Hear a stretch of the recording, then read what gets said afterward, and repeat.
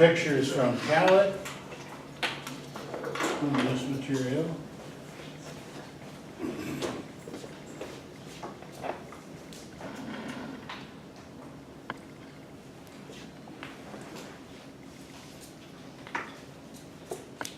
Those of you who don't know who Vance Lipscomb was, you can look him up on the internet while we're waiting for this thing. He was an African-American songster born in 1895, died in 1976, and he was born today. So he's kind of maybe more famous in Navasota, Texas than here, but you can look him up. We're remembering him today.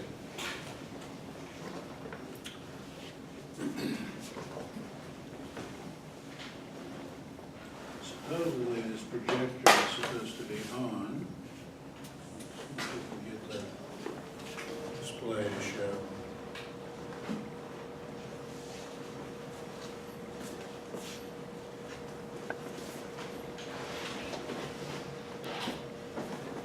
So here's the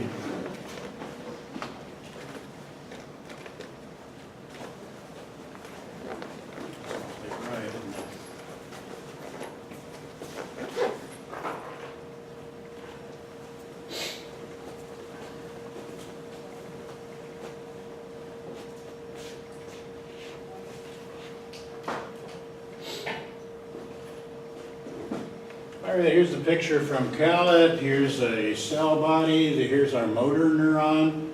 Where is this neuron? It's actually in the spinal column. Here's the axon coming out. Here's the cell, the myelin sheath of fat cells that are wrapped around the axon. Here are the terminal branches on a muscle. This particular synapse is the neuromuscular junction. This is what it looks like under an electron microscope. Took that picture up there. These are the dendrites. There's the cytoplasm inside. We've got a cell membrane, a semi-permeable membrane. We have a sodium pump pumping sodium out. Inside the cell is negatively charged relative to outside the cell.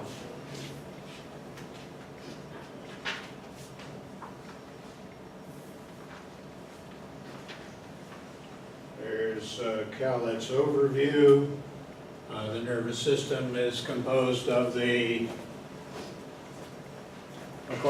brain and the cerebellum and the spinal column, and axons are coming out, attached to muscles, and there are specialized receptor cells sending their axons going in, carrying information up. Remember, there's one-way transmission within a neuron, so each neuron carries information in only one direction. It's not like a string telephone.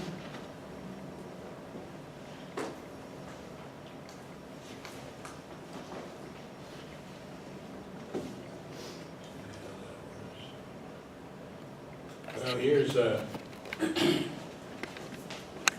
the presynaptic neuron, here's the postsynaptic neuron. If stimulating the presynaptic neuron increases the firing rate in the postsynaptic neuron, this is an excitatory synapse.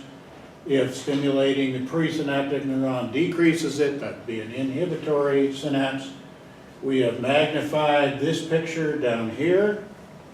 And so the lower part of the picture is showing nerve impulses. They also decided to toss in a couple mitochondria in here. The mitochondria are the cache machines of the human body. We also have vesicles containing transmitter substances being released into the synaptic cleft. This is called the postsynaptic membrane. So the next cell, the dendrite of the next cell, it has specialized receptors that are waiting to receive the neurotransmitter. If this is a muscle cell and this is the neuromuscular junction, it's waiting to receive the transmitter substance in the neuromuscular junction. That transmitter substance is going to stimulate this cell to fire. And what can a muscle cell do? It can get shorter. So when the muscle cell fires, it gets shorter. Some chemicals are known to influence the chemicals in the synaptic cleft. And I was telling you the story about curare, which is one of them. It interferes with the transmitter, the transmitter substance that is at the neuromuscular junction is influenced by curare. It's interfered with by curare. Strychnine, then there's waiting in there, so you want to move your muscle, you have to be able to tense up the muscle, so nerve impulses or spikes come down here, release chemicals, cause the muscle cell to fire. If the chemical came in here and caused the muscle cell to fire, how would it relax? Well, there's an esterase in there that heats up the neurotransmitter so that each release of chemicals causes the muscle cell to fire, but then it gets eaten up, those chemicals get eaten up, and more neurotransmitter would have to be released. So there's another drug that interferes with the acetylcholine esterase, the transmitter esterase, the chemical that eats it up, and that's strychnine. So I was telling you the story about curare and what happens with curare. So we are in South America again, and the chemist of the tribe has prepared the dart, prepared the poison. We shoot the monkey. The curare gets into the bloodstream. In the bloodstream, it gets into the body, it gets into the synaptic cleft. In the synaptic cleft, it interferes with the transmitter substance, so the muscles can't fire and they go limp. So the monkey gets limper and limper. He's up there first. Of course, he gets stuck with the dart. He swears at us, "Damn you!" Pulls out the dart, jumps to another tree, but he begins to get more and more limp. He can't hold on very well, so he falls down, he hangs on.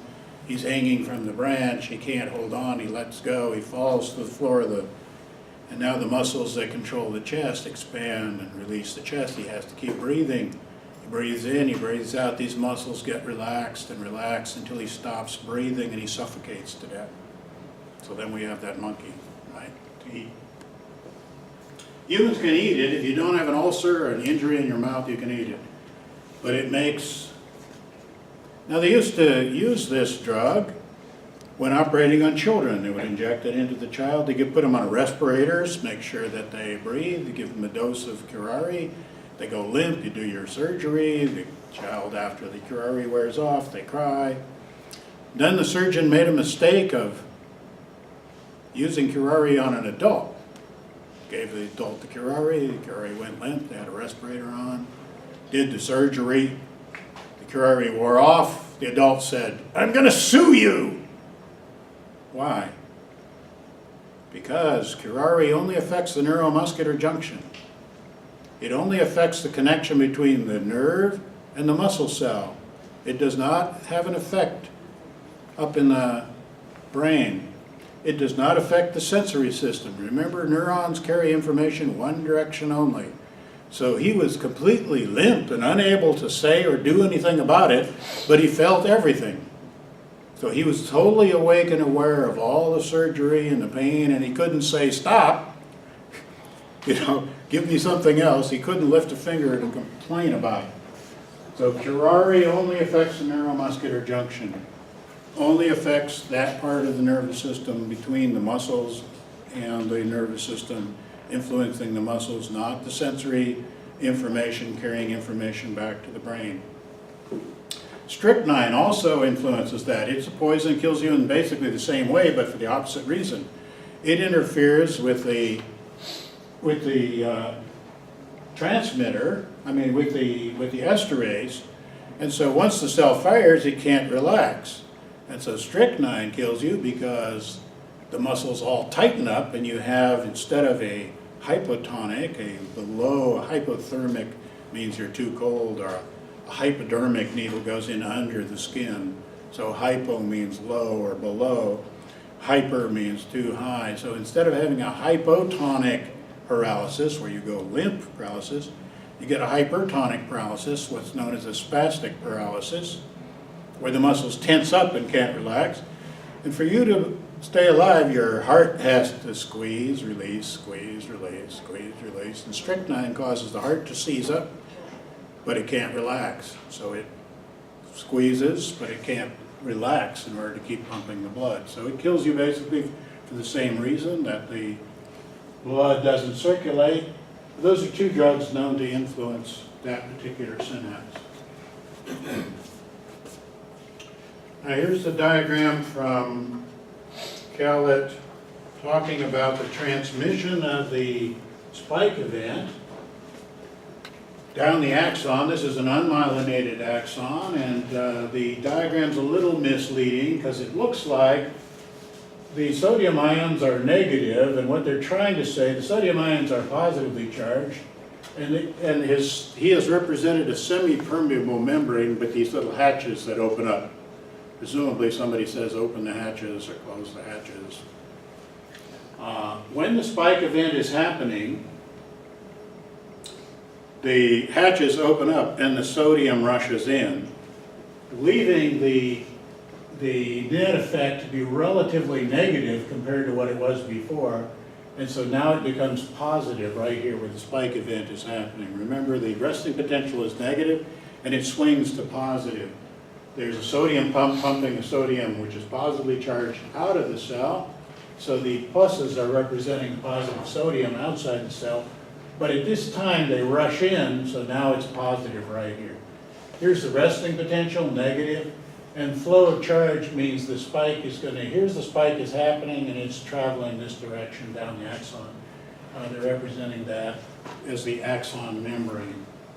And so here it is, having moved along to this point, the sodium is rushing in, leaving it negative out there. They probably should have put the word sodium labeling these pluses right here because the sodium is positively charged. Now the way to think about it is the spike happening here causes the spike to happen here. And the spike happening here causes the spike to happen here, so it propagates itself down the axon. The way to think about that is like a gunpowder fuse. How do you make a gunpowder fuse? You first make some gunpowder, some charcoal, grind it up, some saltpeter, potassium nitrate, grind it up. So we have powdered potassium nitrate, put some powdered charcoal, some potassium nitrate, some sulfur, maybe a pinch of sugar if you want, maybe another ingredient, but that's all you need. Mix it all together, put some water on it, so we now have wet dough. So we're making a wet dough here, black wet dough, because this is charcoal mixed in, black gunpowder. Take a string and dip it in there. Now we have wet gunpowder on a string. Hang it on a line and let it dry. Now we have dried gunpowder on a string. Modern fuse, they would also wrap it with netting, with cloth, and dip it in shellac so it'll be waterproof so you can light it. It doesn't need air to burn. It's got its oxygen coming from the potassium nitrate. So this gunpowder can burn on its own, doesn't need to be close to the air. So we've got our gunpowder fuse. Now when you light it here, it burns, right? The burning here sets off the fire here. The fire here sets off the fire here, so it burns down, travels down the axon, and that's the way to think about the spike event, setting it off, so the spike event happening sets it off all the way down. But the gunpowder fuse, once it's burnt up, it's done, right? Once you've burnt it, you can't use it again. The neuron regenerates itself, so it's living, it's pumping the sodium back out again. So that's what's being diagrammed in here. So we've got this chemical event traveling down. Don't think of it as electrical conduction, that goes at the speed of light. Think of it as this chemical event. It's a sort of electrochemical event that's happening, but don't think of it as like an electric circuit in the brain. It's electrical, but it's chemical. And the event that's happening is traveling down the axon at much slower speed as a chemical process. Here's another diagram from Calit to try to illustrate this idea of like the gunpowder fuse. It's positively, normally here's the resting potential, negative inside to the outside, here's the axon. A lot of this research is done with squid axons, which are big and thick, and you can dissect them out of the squid, and you can work with squid axons. Here's the spike event is happening here. The neuron doesn't really bulge, but the artist has drawn that in there to sort of show you where the spike event is happening.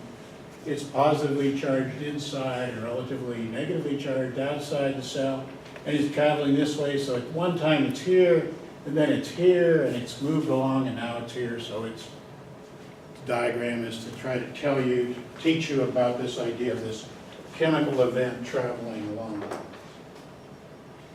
All right, so here's a summary of the things we did last time and the properties of neurons you need to know.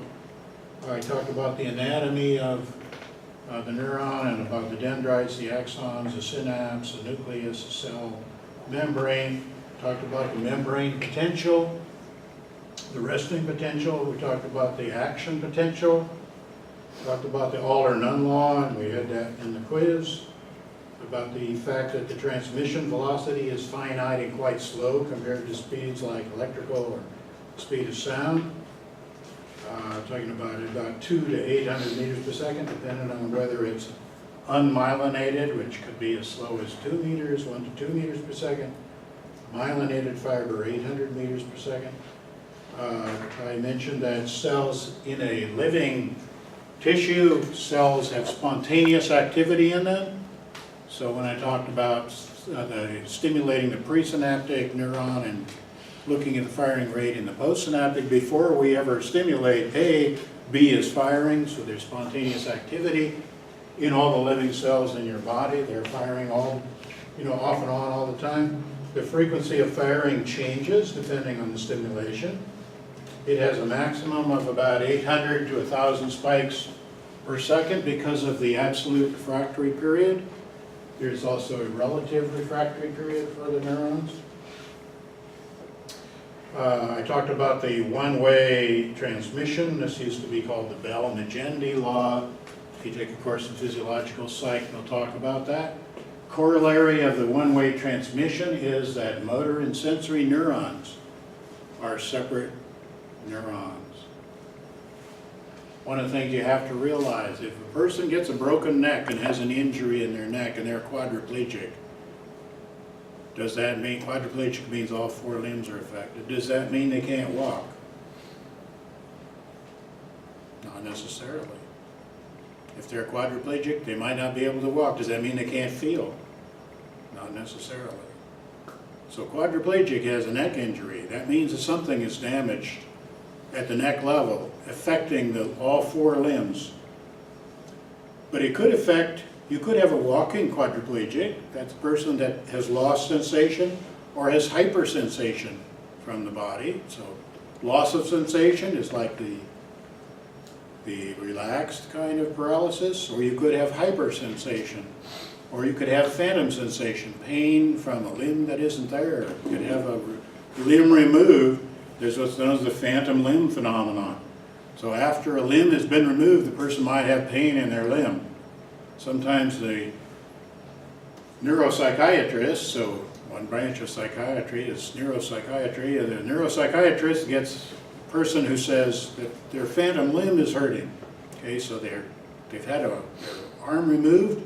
Maybe they were in Afghanistan and a roadside bomb went off. They got a lot of shrapnel in the arm. The arm was infected and damaged. They had their arm amputated. So now they're back home.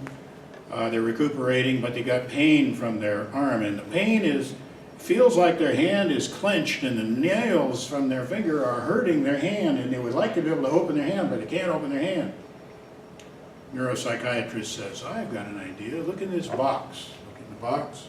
There's a mirror in the box. He said, put your right hand in there. Put your stump in there. That'll be your left hand. Puts the stump into the box. He sees the mirror in the right. He says, now, work both your hands. So he sees his right hand moving, and he imagines his left hand is moving. And now flex, open and close your hands. Now open your hands and leave them open. The guy goes, thanks. All right, so a lot of strange things going on. There is no limb there, right? So this is known as the phantom limb phenomenon. One-way transmission. Person could have their motor system affected, so neck injury could be that they're paralyzed and they can't move, but they feel. So their sensation is unaffected. Sensory neurons carrying information up to the brain were not damaged. Could be that they have sensation and they need to be in the wheelchair and use that to get around. Or it could be that they can walk around, but their sensation is affected. They may have loss of sensation, or they may have hypersensation. So all those things are possible and are corollaries of the one-way transmission property. Miller's law of specific nerve energies is the idea that every neuron only sends one message. So on that string radio, I could talk to that guy over there, and we could talk about a lot of different things. But the Miller's law of specific nerve energies says it doesn't matter how you stimulate the neuron, once it fires, it only carries one message, namely, I am firing. So if it's in the auditory system, so let's say we take a needle and we stimulate a neuron in the auditory system, the person is going to hear something. We stimulate the optic nerve, the person is going to see something. We stimulate the skin, the person might feel temperature change, might feel hot. Or another place in the skin, they might feel sharp pain from the needle. But the same neuron, it just depends on which neuron you stimulate. So the same neuron only takes one message. Whether you stimulate it with chemicals, whether you stimulate it with a needle, whether you stimulate it with electricity, it carries one message, namely, I am firing. And then it depends on which neuron it is that you're stimulating. And I talked about some neurotransmitters and drugs that influence the neuromuscular junction, including curare and strychnine. And we talked about synapses being excitatory and inhibitory. Now let's talk about some of the physiological techniques and realize that every technique has its limitations. So these are the methods for trying to gain information. One way to try to get information is through anatomy. So you're going to dissect the brain and ask what's connected to what. By figuring out what's attached to what, try to figure out what it does. So from its structure, try to understand how it works. So we talked about the anatomy of individual neurons. We'll be saying more about the anatomy of the brain. Then you can do lesions, ablations, and sections. A lesion is damage you create in part of the brain, for example, or somewhere in the nervous system. A lesion is usually a small, destructed region, but it's not precise enough to be an individual neuron, typically. An ablation means you've actually cut out a whole chunk of brain. And so ablation studies, they start off with ablation studies trying to figure out where are memories located. Let's see if let's cut out the right front quadrant, the left front quadrant, the back hind end of the brain, of rat brains. So ablations are extremely gross. Section means you make a cut, but you don't remove anything. So I'll talk about some section research later where you simply go in and you cut to disconnect two parts of the brain. So you separate them, but you leave them there. So you separate two regions that are normally attached by cutting them. That's known as a section. How does a typical lesion study work? Well, a person decides they're going to do a lesion of, say, the ventral medial nucleus of the hypothalamus. I'll tell you more about that later. But they're going to say, well, I'm going to do research with these rats here, and we're going to lesion the ventral medial nucleus of the hypothalamus. I'm going to look up what the coordinates are in a standard rat brain, and so there's standard species of rats that people like to operate on that have a certain size to them. And there's a stereotaxic atlas. So here's a book. You know what an atlas is? These days people don't have atlas so much in their library anymore. It's a book of pages of maps of different countries around the world. But the stereotaxic atlas is the atlas of the coordinate values relative to a stereotaxic instrument of the locations of different parts of a cat brain. So you can get a book of the cat brain, you can get a book of the rat brain. So I'm looking in the rat brain and I'm looking through the hypothalamus and I find the coordinates for the ventral medial nuclei of the hypothalamus. Now I put the rat as anesthetized. He's put into a stereotaxic instrument that has clamps. His teeth are resting on a plate, and there are clamps that hold his ears in place, so his head is held in a certain fixed position. He's been given a shot so that he doesn't feel any pain. He's asleep, and that's what I mean by anesthetize. We cut through the skin and open it up, cut through the other tissue, open it up, drill a hole through the skull, and now we're going to lower an electrode into the ventral medial nucleus of the hypothalamus. So relative to the coordinate system, we can turn this dial, and that moves the electrode over. Now we can turn this dial and moves the electrode this way. And now we can turn another dial that lowers it down. And so we lower this electrode down into the ventral medial nucleus of the hypothalamus. Now we deliver a current through this electrode to a heating element that burns out the ventral medial nucleus. Now we bring it back up. Now we want to move it over to the other side. We turn this dial. Now we turn this dial, lower it back down to the other ventral medial nucleus on the other side of the brain. Turn on the current again, burn out the other ventral medial nucleus, bring it back up. Now we put some putty into the hole, so they put putty in there, put antibiotics on there, sew it back together, take the rat and put him into a cage where he recovers. We have a light bulb in there to keep him warm. We turn him over while he's recovering so he won't get fluid in the lungs and get pneumonia. And the rat recovers, and now we have a ventral medial nucleus hypothalamic rat. So a rat that's had the ventral medial nuclei on both sides removed. That's an example of a lesion study. Right? And we can stimulate.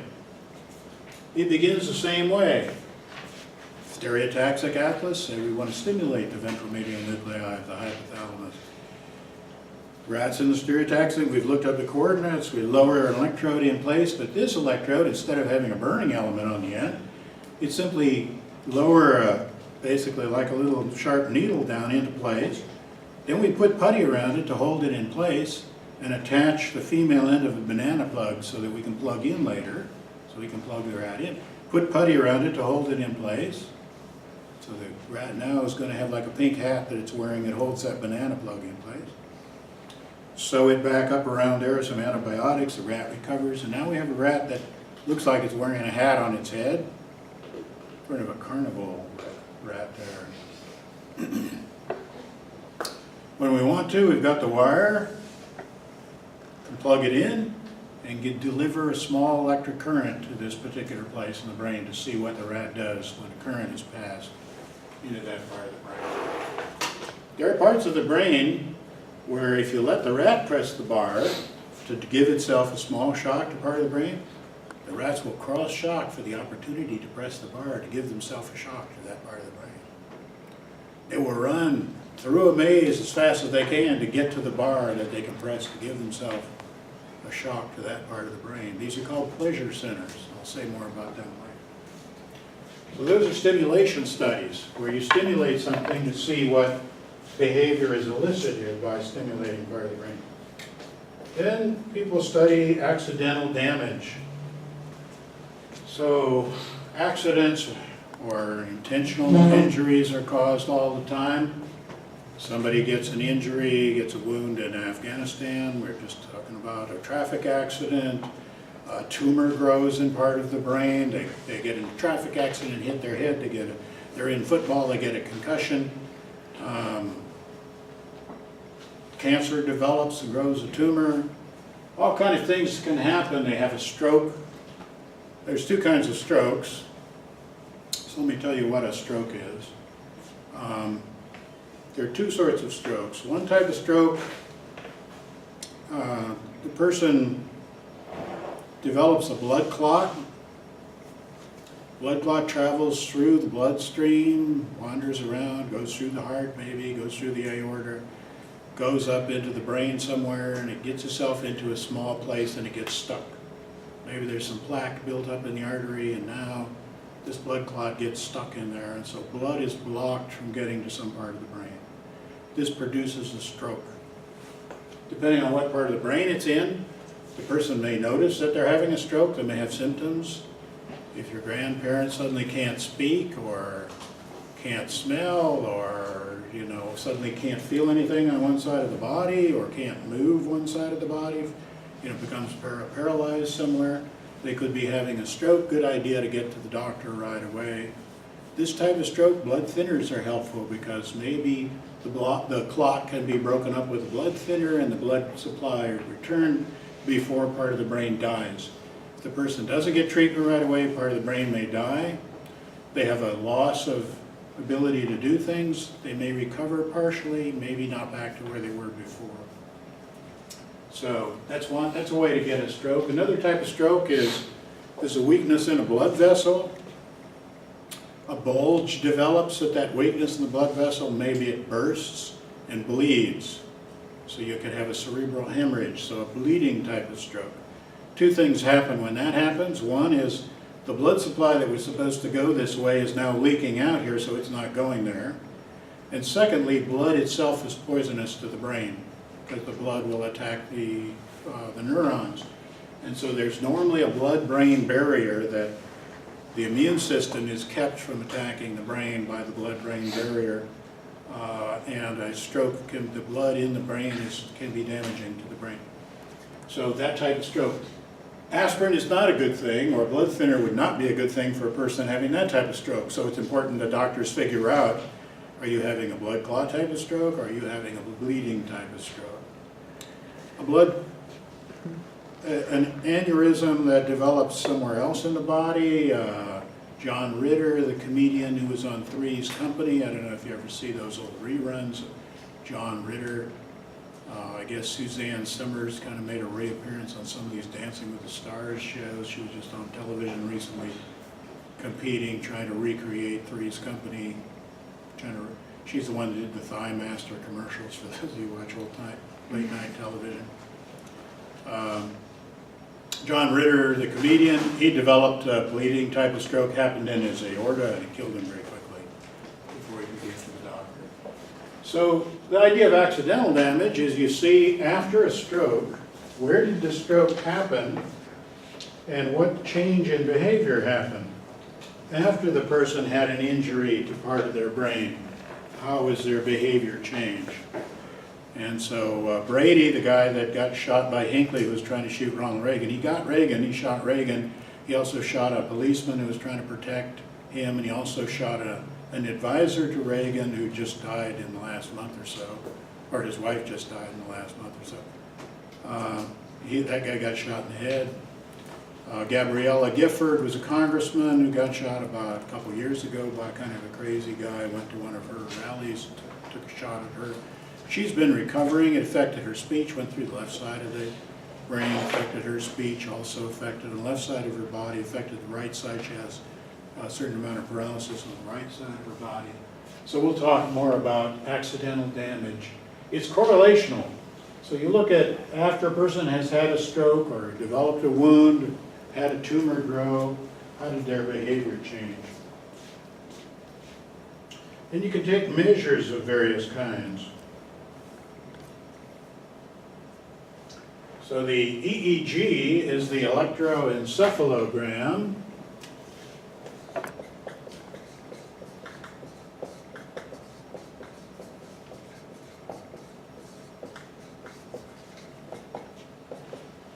EEG stands for electroencephalogram or electroencephalograph.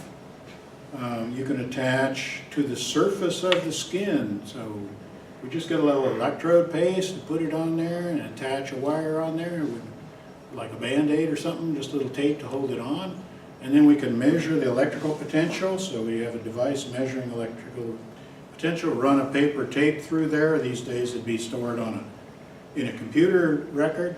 And so this thing is measuring how the voltage is changing on the surface of the skin. Or you can attach them all over the head, so part the hair and attach them on the front part of the head, on the forehead, around the side, around the back of the head. And you can attach a lot of them. That's the EEG.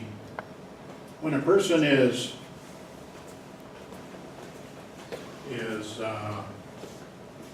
awake, so what's an EEG look like when a person's awake?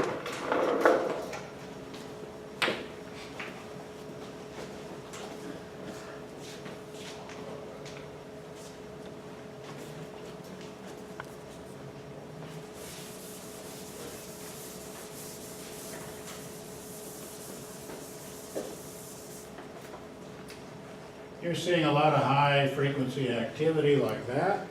And you tell the person, I want you to close your eyes and relax. And if the person relaxes, you start to get what are known as alpha waves. And then they can get farther and farther apart and higher in amplitude. They might call them beta waves. Any of you have a toy where you try to control the toy through EEG?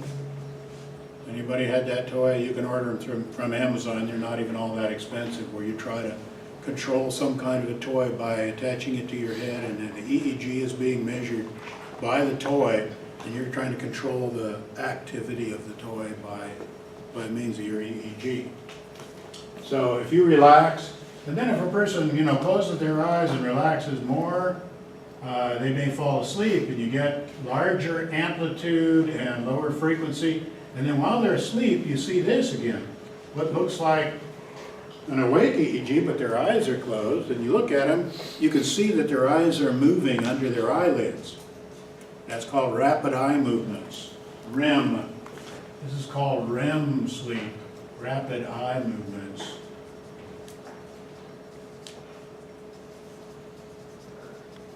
You wake somebody up at this time, if you wake them up, they say, oh, I was dreaming and somebody called me a name and I felt bad, and I don't know, whatever their dream was.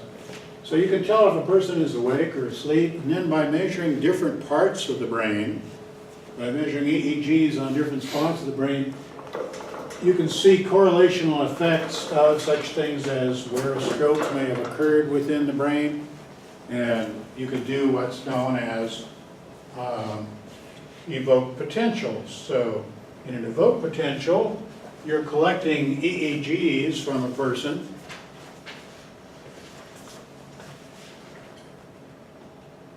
You might have an EEG, or it could be by another method. You could do it by a macroelectrode in the brain, or by a microelectrode recording from a single neuron, or by an EEG out on the surface of the skin. So you can do evoked potential research where you present a stimulus and then look at the response linked to that stimulus. So in an EEG type study, you might have the person doing something like looking at a screen and letters and numbers are being shown, and they're given a task such as, every time you see a number, I want you to push this button here. All right? Or every time you see the word magic or David Copperfield or something, you push this button here. So they've got a task to do. And then you look at how the EEG is affected by the fact that the stimulus was presented as it's linked to time. In the microelectrode, the idea of a microelectrode is you have an electrode so small that you can place it into a single cell, and you can listen to the firing within that single cell. And so I'm going to tell you next time about research where you put stimuli onto the wall and you look at the firing rate in individual neurons in part of the cat's occipital cortex. Now the magnetic resonance imaging and CAT scans, let me just finish those up for today. The CAT scan is called computer-assisted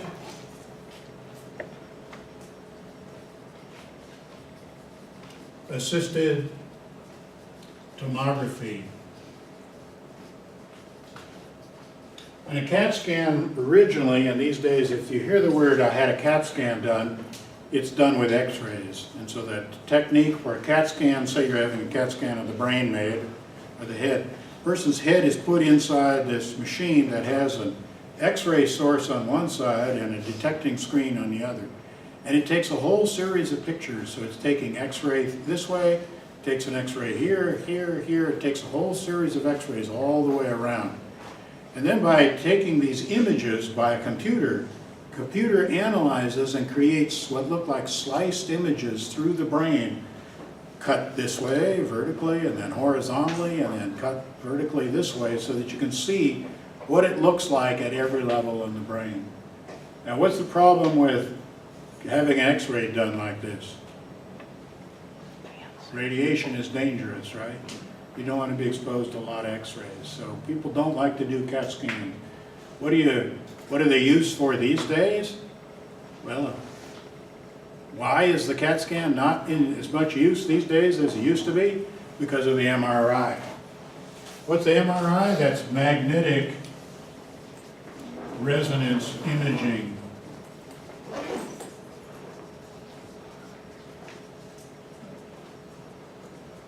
That's MRI, and this is CAT. It also uses the computer, but instead of putting the person, exposing them to a lot of x-rays, you put them into a very powerful magnetic field, turn it off, and water molecules align to the magnetic field. They jump back in place, they give off a radio wave. The radio waves can be detected in image. And by magnetizing and then releasing from magnetic power, magnetizing and releasing, you can get images, again, like a CAT scan, inside the brain and see pictures of what's going on inside the brain from that, without having to expose the person to x-rays. But you are exposing them to really high-powered magnetic fields. So it's not useful for a guy that's got shrapnel or a bullet in their head, because the magnetic force that's being applied will make the bullets or the shrapnel move. So CAT scan machines are still being used for that purpose. You can also give the person a task to do, and then it's called fMRI. So functional magnetic resonance imaging, where the F stands for functional. So you give the person a task to do, then you take a magnetic resonance image of the brain, and you try to see which parts of the brain are active when a person is doing a particular task. That's right now like a big, it's all in vogue right now. It's like the big thing to do. So a lot of research is being done in this particular field in neuroeconomics, the economists like to call it, or neuropsychology, the psychologists call it, doing fMRI studies. So if you hear about fMRI studies, they're giving a person a task, they're taking pictures of the brain, they're trying to figure out which part of the brain is active with that task. Okay, that's it for today.